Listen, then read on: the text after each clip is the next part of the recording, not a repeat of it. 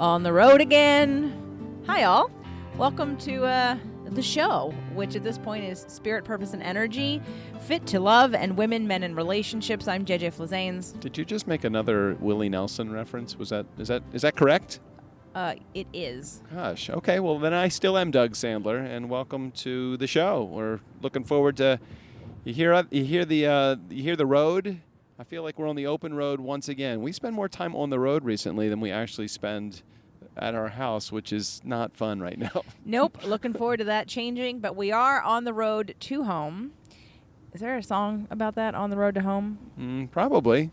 Yeah, I just don't know what it is. Anyway, looking forward to seeing the cats. Want to give a shout out to Michael Neely and his Your Authority Blueprint Live workshop and event that we were at this week, which was great. I'm going to shout out to Orit Levy for the avocado and for good conversation and being pals in the workshop. And a shout out to anyone else who's listening who's there that I don't know about that now you might be listening to the show. So for those of you that have heard the last couple of weeks, it's been an interesting time with iTunes. Spirit, Purpose, and Energy and Fit to Love both came down because of a swear word in someone's bio from last year.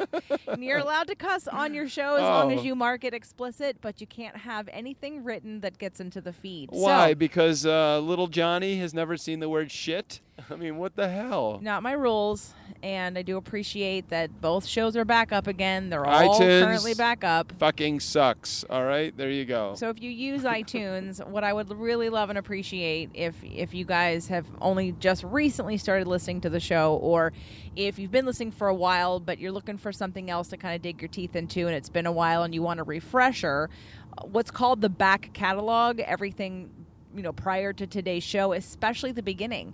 If you haven't heard episode 0, I talk about the difference between spirituality and religion and sort of why I even started the show. And we've got shows on depression and addiction and emotional cord cutting. You know what my favorite episode is, though? Which one? That would be episode 55 on Women, Men, and Relationships. The one where I introduced you as a new co-host? Yes, exactly. Yeah, of course.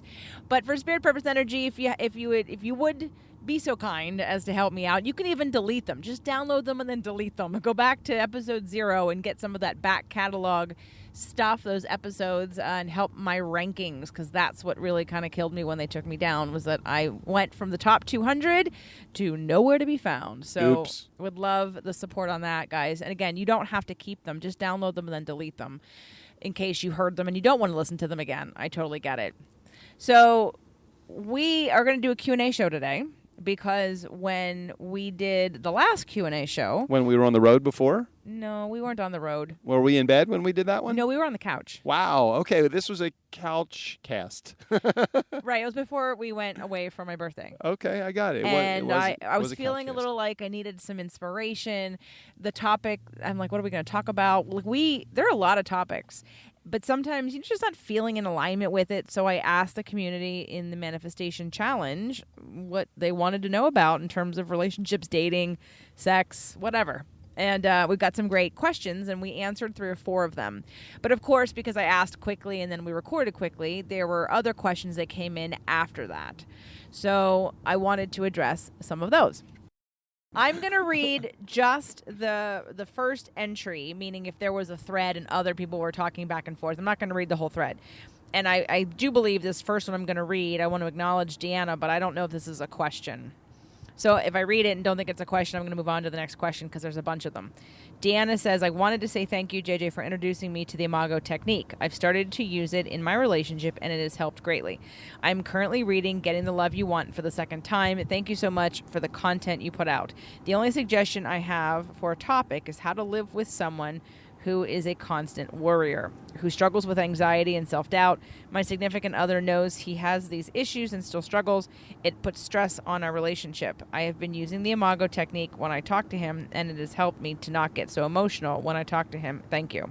The question in there is how to live with someone who is a constant worrier. So here's what I have to say about that. Deanna, the Imago technique is about your lessons of attracting him. How can we all allow others to be who they are, where they are, and how they are, without it affecting you emotionally. So let me just make sure I have this correct. So what you're saying is, if there's someone that is connected to you, that you love and you live with, let's say, how can you let them worry, let them have anxiety, let them do the things, accept them for where they are, let them share the stories without you, quote unquote, interfering? Yes. Okay, got it. I just want to make sure that I understood it and that the community that's listening understands that too.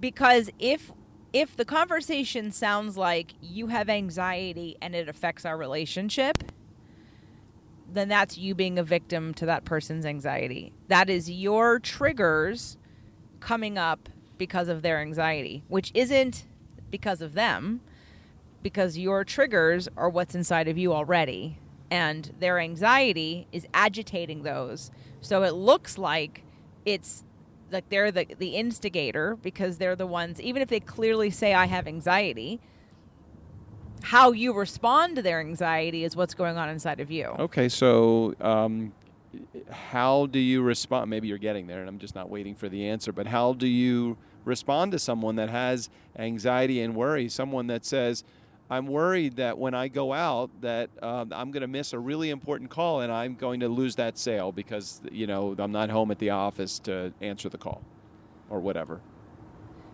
Okay, a lot of you are not going to like this answer. But here's how it has to start, in my opinion. In the case and the example that you just set up, let's use you and I as an example. And you say, I don't want to go this weekend because I'm afraid I'm going to miss this call or something. miss bid. I'm going to miss an opportunity. I don't want to go this weekend because I'm worried that this is a really important weekend for me. I'm going to miss potential business, and I can't be doing business if I'm with Bonnie and Michael, and when I'm at the Authority Blueprint, and I'm all worried that I'm going to lose business because I'm going away. Okay. So, again, not ideal, but this is the reality. You can say, okay, well then you can stay home and I'm going to go without you. Okay. Okay? Yep. That makes sense. If this is something I would like to do, and let's say it's not the current situation that we were just in, because obviously you and I were invited together to Bonnie and Michael's. Right. But let's say it was just like a wine tasting weekend or something, and Right. you were so worried. I would say, great. And I would say that I'm going to call one of my friends and see if they want to go with me. Who in my community would like to go with me wine tasting and to do this other event with me if you are unavailable? Okay, so let me understand this. It sounds like you're enabling the worry by saying that. It sounds like you're saying, hey, I respect the fact that you're going to worry about it, and if you decide that you don't want to go, I'm going to go with somebody else to do the wine tasting. I couldn't possibly ask you to stay home also, so you're going to take somebody else. Now, doesn't that mean that you're kind of like enabling the No, not at all. Okay. If you do not have the skills to coach or therapy another person who's that close to you into understanding why their worry may actually backfire against them in the manifestation world and in that phone call happening, or trying to convince them of something they're not ready to be convinced about in any other way, which most of you don't. And most of us don't. When you're in the situation, you're the person, it's really hard because you have to deal with your own stuff for you to sort of rise above. That's why I always appreciated when in my last relationship, if there was an issue with an outside person, I became like the best confidant because it wasn't about me. So all of a sudden I got to use all my skills to show, how the emotional situation was, and to ask the right questions and to have aha moments because it wasn't directed at me and he wasn't being triggered by me. So in this case, where you're attached to going on a trip and the other person doesn't want to go, you have to allow them their process. And in Al-Anon and in a lot of the recovery programs, it's called loving detachment, or detaching lovingly. You can rationalize with someone. You can make agreements. If it's something in a relationship where they're never coming with you, then of course that's an issue. To be able to say, you know what, I would like for us to enjoy time together. How can we do it? And then you problem solve together. But when you decide that the other person's anxiety is the reason why your relationship isn't working, there's something we're missing about what you're bringing to the table in terms of a wound that you have or why the anxiety is triggering you. Have you ever, this happens to me all the time, or at least it used to, when I was more focused on just the fitness side or the anti-aging side. I would see somebody walking down the street or an older person bent over with a cane who could barely stand up straight. And the second I see that, I stand up straight. What I would love for you all to practice is the minute you're around someone in scarcity or someone with anxiety, for you to dig your energetic heels in and breathe into trust. Do the exact opposite of what you know they're not doing.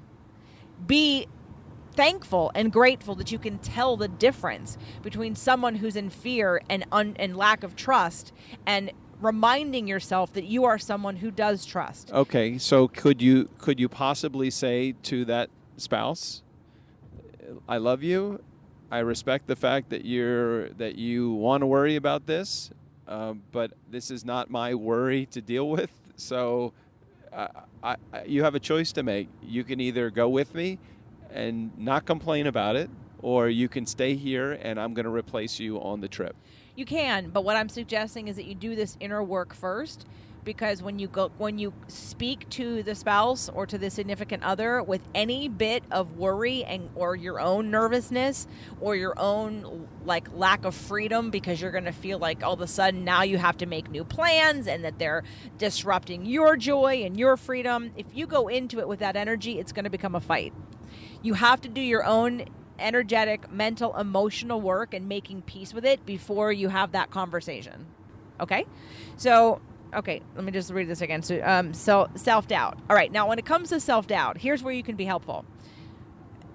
I'm not sure if your significant other's love language is words of affirmation, but you can try words of affirmation in terms of acknowledging what is working and seeing if you can't start to be that voice that plants those seeds in that subconscious. So there's a little bit less self-doubt and there's a different tape that starts to play in their subconscious mind. One more thing about the self-doubt. You can't really give somebody confidence. It is an inside job. However, you can start to create an environment of affirmation and affirming, which helps them to feel a little bit better because they're being acknowledged and validated in some ways. And to just be gentle when it comes to some of the other, if there's any kind of criticism. There may be questions that you could learn to ask to help uncover areas where they might want to go get some help with that. I love that you said that confidence is an inside job, but it certainly is encouraging for you to encourage someone to help do the inner work themselves. The outside work that you can provide for them sometimes is all the jump start that they're going to need in order to do the inside job. Yeah. You want to be loving and supportive, but at the same time, no amount of compliments, no amount of outside praise is going to give someone inner confidence until they do the work. Okay, the next question was from Desiree, and she said, what does it mean when I had 3 traumatic dreams in a row? First, my dad died and I had to make the decision. And second, my dog was ran over, and third, caught my husband cheating, which ended up him wanting a divorce. Wow. So you lost your parent, you lost your pet, and you lost your spouse. Those are horrible things. I hope that's not actually what happened.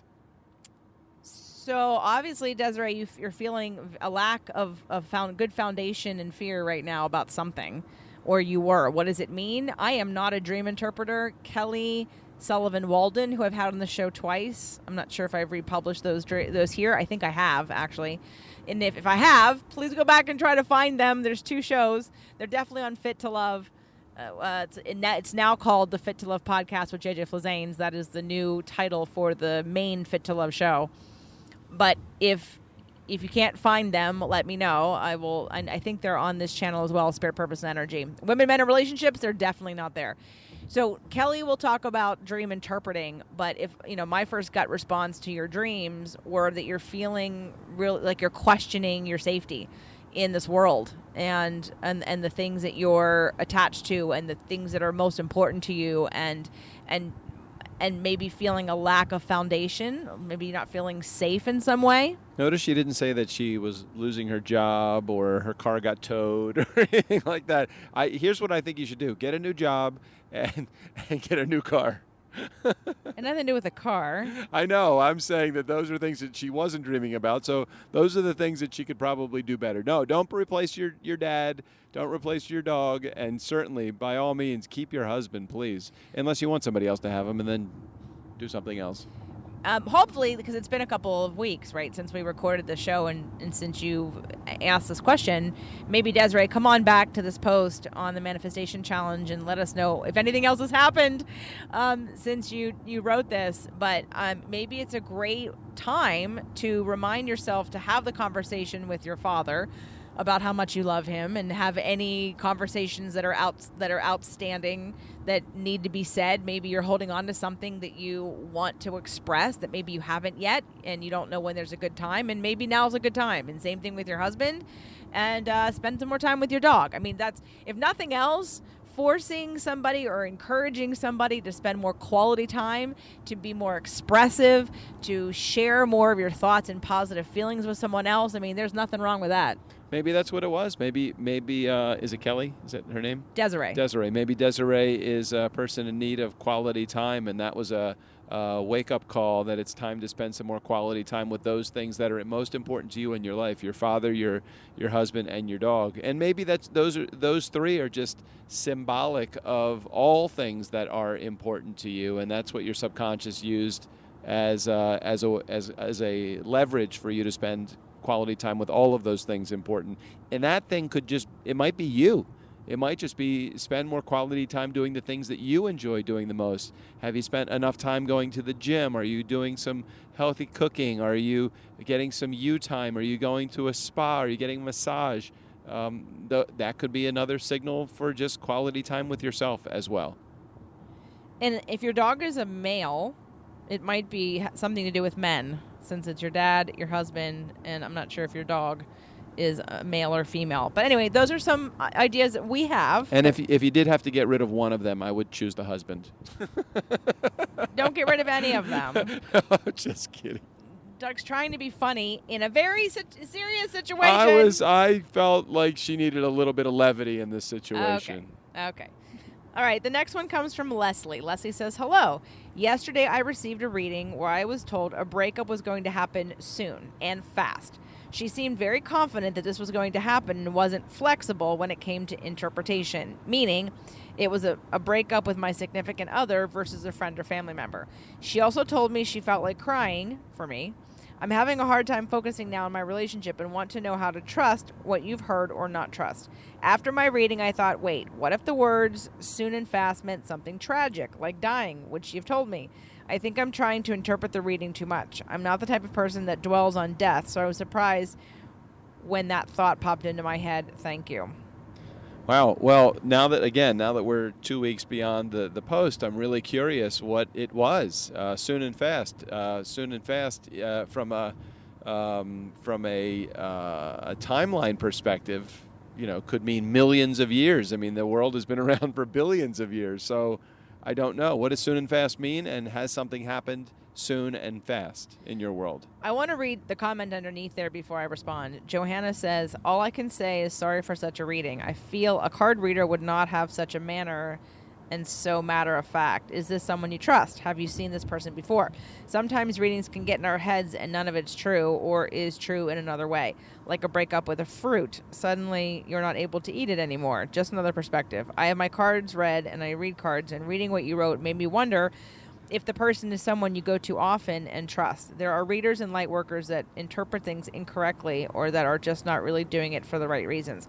So I'm going to say, Leslie, that I agree with Johanna, and that it's funny. I know a lot of healers and psychic people, and I believe that we all have the ability to interpret things. And I also believe that our ability to tap into things is based on our own frequency.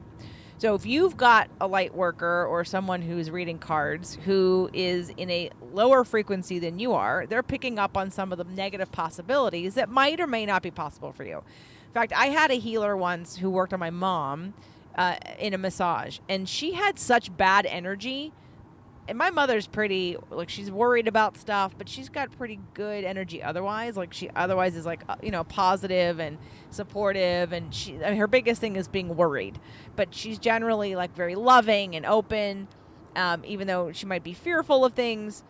And this woman had kind of negative energy, and we felt it, and I felt it too. So this is where there's a balance between, and I really should use myself as an example. I work with someone who I don't trust completely when it comes to my own therapy. I trust her in other ways, but I don't. But when it comes to speaking and being seen, I guess, I've tried certain people. There have been people on the show that I've worked with who I also got to the place where their ego, their issues came out more than they needed to, which like rubbed me the wrong way. Yeah, thanks. Do you know what I'm talking about? I totally know you're talking about. And I tried, and I actually had to therapy myself during sessions to recognize where they were getting triggered, either by me or whatever, maybe their insecurities of something or other. But I could tell when it wasn't about me anymore, even though I'm the one under the gun. I'm the one under the light, if you will, being therapied and being the one who needs to be vulnerable. So this has to come down to take it or leave it, check in with whether it resonates with you. And if you're someone who is easily scared, then I would say that's probably not a good thing, right? If somebody says something to me about my, a prediction of some kind, and it doesn't resonate with me, I've had hypnotherapists in the past say, well, you do this because of this reason. And I'll like try it on, and I'll sit with it for a minute, and I'll go, no, that's not why I do it. And they're like, yeah, you do it because blah, blah, blah, blah, blah. And then I try it on again, and then I go, nope, that's not why I do it. And then now we're talking about when I was like 25. So I have since learned how to articulate and really hone in on why I do everything I do. So back then I did figure it out pretty quickly after that session. And I said, no, I think it's this, this, and this. And then she went, okay. So being able to gauge yourself and to know that not everyone is going to be able to give you information that is in alignment with where you are. And maybe there's something that she said that was supposed to move you in a different direction. Not that you were supposed to break up with your partner, but maybe it was to be aware, to start to maybe be a little bit more discerning of who you see and what that means for you in terms of getting someone to read for you. So, definitely come back in, Leslie, and let us know what happened. Come back into the group, into that post, and reply, please. Okay, the next one's from Simran, S-I-M-R-A-N, Simran. Sorry, Simran, I know you've written to me too before. I just not sure how to pronounce your name. So she says, what steps to take in order to be okay to be alone sometimes, or getting away from the lonely feeling that makes us sometimes make bad decisions in our love life? So I know I've talked about this on many shows. It is episode 118, the 3 steps to effective communication on the Fit to Love podcast with JJ Flizanes, because it is the work of the nonviolent communication. It's being able to see what your feelings and your needs are, so that way the bad decision isn't a bad decision, it's a specific decision. It's being able to say, rather than eat myself silly tonight because I'm bored, lonely, and anxious and feeling needy, to be able to say, what is it I'm really looking for? I'm looking for connection. I'm looking for companionship. So rather than going to the grocery store or pulling out the ice cream in the freezer, picking up the phone and seeing if one of your friends is available to hang out with, to have a glass of wine, or to go on a walk, or to, pull some cards, or to go see a movie. So I think a lot of the times that we make bad decisions is because we're not actually checking in with where we are and what we really need. We're just acting based on negative feelings, and then we're doing whatever numbs us the fastest. Can I add this, though? Yeah. I think that one of those activities that you said, and again, I know this is a little bit more woo, but a lot in our community probably are that way. Thank you, JJ. But the pulling of the cards thing, I mean, that is oftentimes such a great thing to do. Pulling cards, reading a positive message, reading positive affirmations, watching a comedy, having uplifting conversation. I would even say at that point, avoiding alcohol, avoiding downers, avoiding anything that that is detrimental to positivity, because I think when you're having those sad thoughts or you're having those lonely feelings, I think feeding into them is, you're watching even a rom-com can sometimes be challenging because you're looking at all of the negativity. The guy that's sitting on the sofa because he's been, he lost his partner 3 years ago and he can't seem to get his fucking ass off of the couch. So all of those things, I love the pulling cards thing though, because you can always, through card pulling, it's never going to end up being this doom and gloom. All the things that are in there are up for interpretation. So I just want to throw that in there.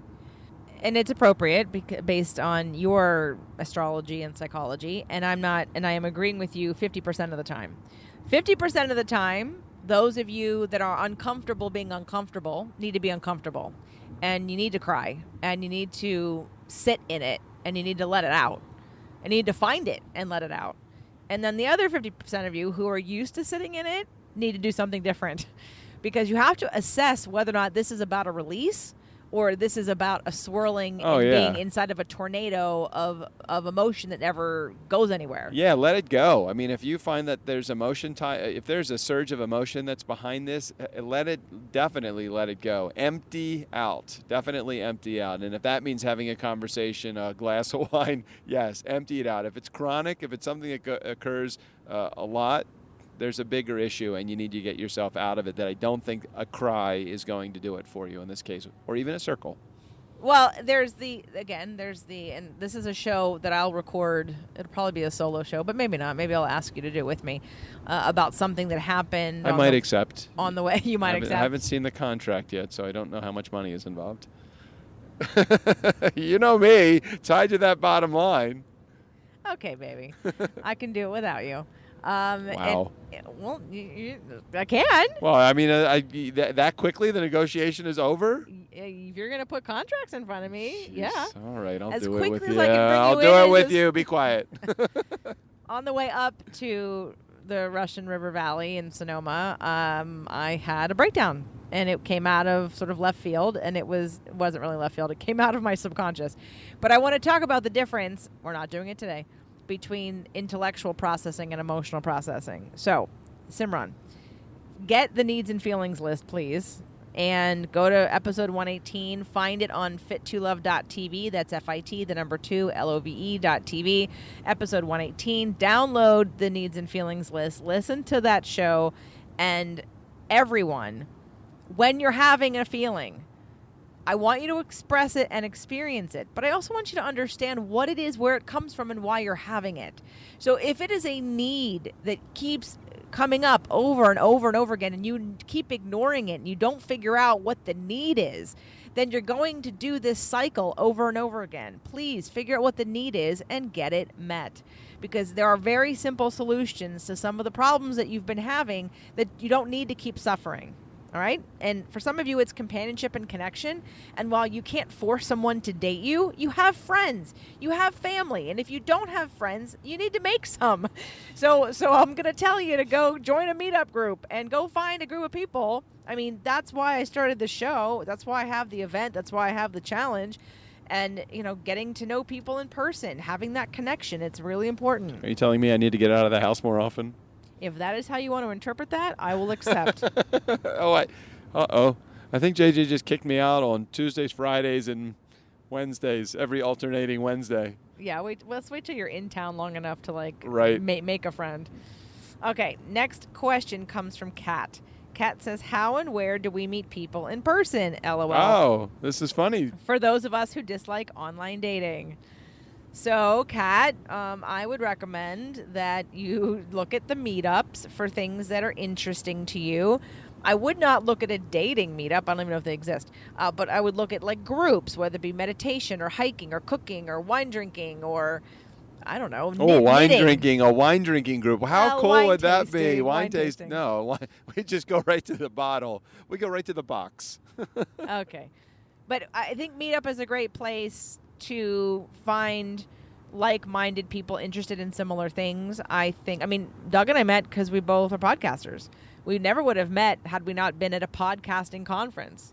Yeah, it was cool. It was cool because the first time I met her, I did not think that we actually would be friends because she was so smart, and I wasn't. You're smart in other ways, babe. I know much other ways. I'm very street smart. Kat, that would be what I would do if I was single right now. I have a knife and a gun in my pocket, just so you know. What are you going to do with your knife and your gun? I don't know. You don't have I got to return them to the toy store. Exactly. The plastic section for the 5 and under. Okay. So, Kat, meet up.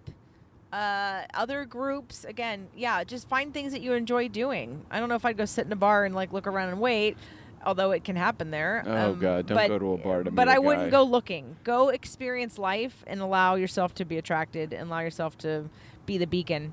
Unless, of course, you want to meet an alcoholic. Then a bar would be a perfect place to meet a guy, especially on a Tuesday afternoon at 1 p.m.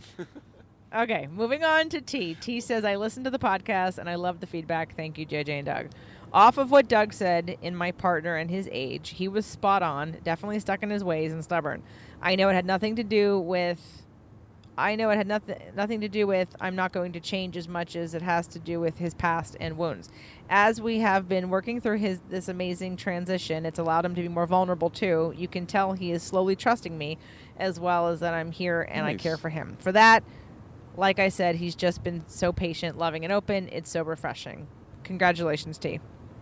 Okay, was there a question that you had in there? We answered her question in the last show. Okay. Well, it's something I was right. I would like to know what I was right about. Damn it was the first time. About him being stuck in his ways and stubborn. Oh, yeah. Us dudes, we're caught in our ways, especially ones that are older than 40. I mean, we until we meet someone like JJ that is just so rock solid in their beliefs, and if you are that way, that more power to you. But yeah, we're sometimes stuck in our ways. It requires us to go through some heartbreak or some extremes to shake us up a little bit. I've been shook up. I'm in love. Wait a minute, that's an Elvis song.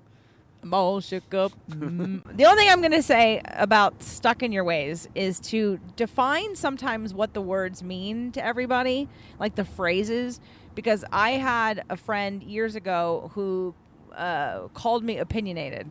And she packaged it with with positive words. And when I heard opinionated, it kind of stung. And it was just stung a little bit. And I kind of let it go and I didn't say anything. And then it happened again. And I think I said something like, what do you mean when you say opinionated? And she goes, oh, no, I meant it in a positive way.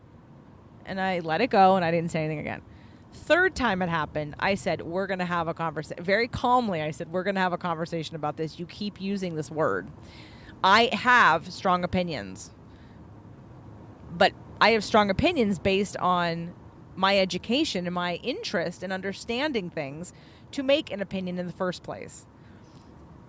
Opinionated actually means you're not open to anything else. And that isn't how I relate to myself. I am open to other things. I'm open to someone who has information, who can meet me where I am and have a great conversation about something and help me see another point of view, but has an educated point of view on it, not just someone, so the difference between words, opinionated was a little bit more closed-minded, and having strong opinions doesn't mean someone's closed-minded.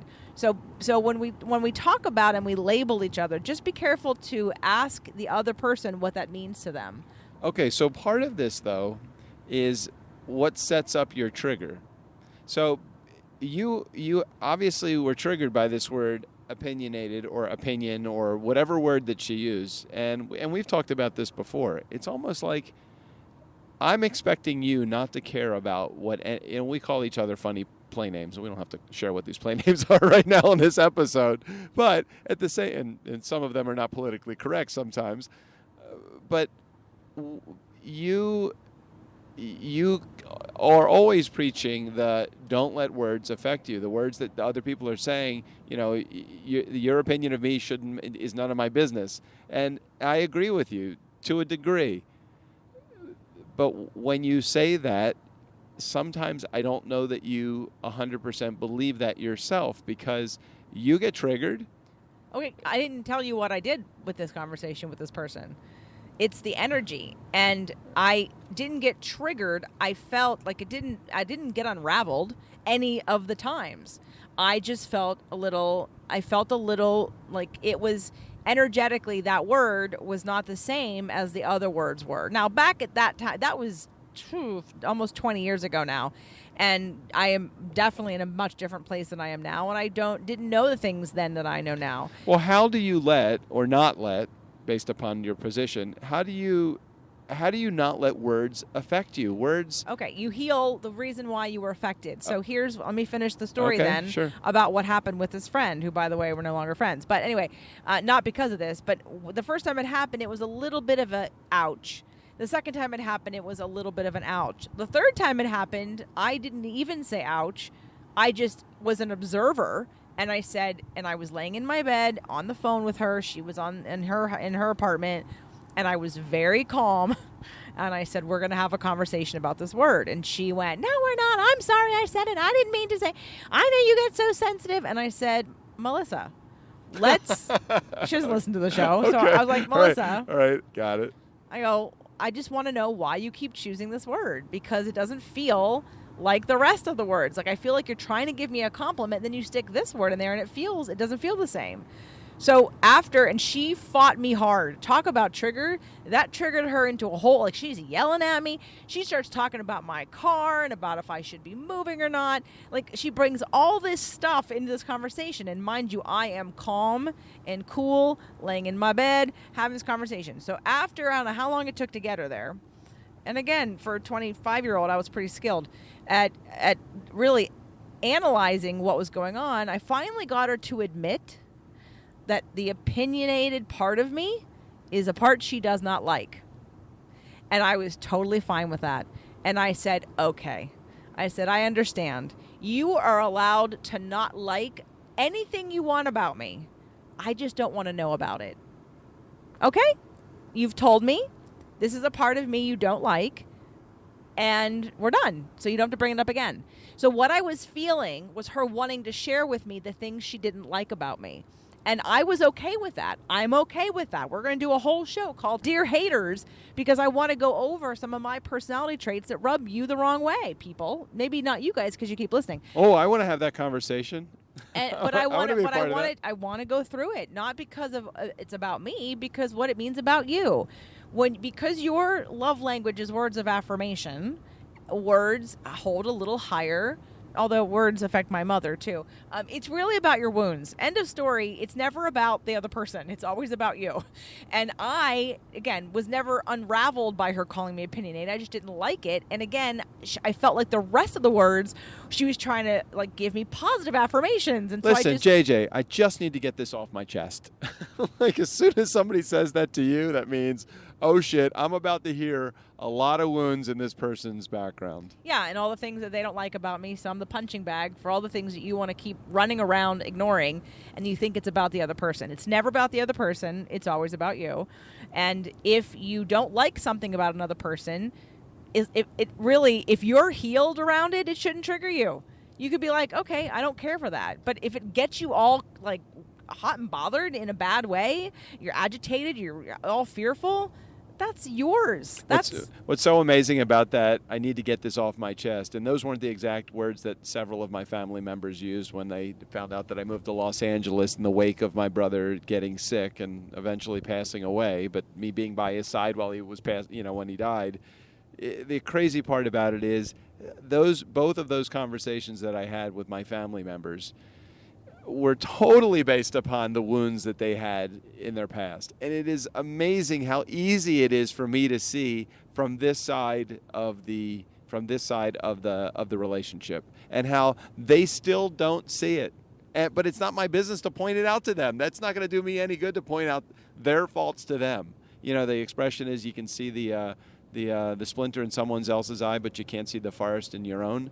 It's like, it's amazing how truthful or how accurate that statement is about other people's wounds. When they start to express all of the shit that to you that they don't like about you, or that you should be behaving differently based upon their standards, they're just being the product of the wounds that they already have in their life. So Amen. do you get now why when words affect you that it's not necessarily the other person? Yeah, I understand it. It doesn't ease the blow that sometimes you get when someone is hurtful with their words at all. But yes, I can see. It's much easier for me to have a calm analysis in the wake of that storm than it is to try to navigate straight in the middle of it. Okay, so then my question to you, Doug, and everyone listening, what happens when you get the mirror of those words wounded me? I must have a wound. What do I now do about it? Well, then you have to. It's almost like, can we just pause for a second? I need to write this down. I want to write down how I'm feeling at this particular moment. I can recall in my relationship with my ex-wife that a number of times, and I wasn't conscious during this relationship, but at some point I was aware enough about my frustration and not my anger, because it was never turned. It wasn't anger. It was just frustration about the feelings that I would have. I would say, now is probably not a good time to have this conversation. I knew enough to say, I probably need to get out of this conversation right now. Okay. That's it. I just want to, not that I was able to solve the problem, but then I look back. You can look back a day later, a month later, a week later, an hour later, and you can say, oh my gosh, yes, I know that was really good that I got out of that. Now I take it one step further. It's, okay, I'm out of that.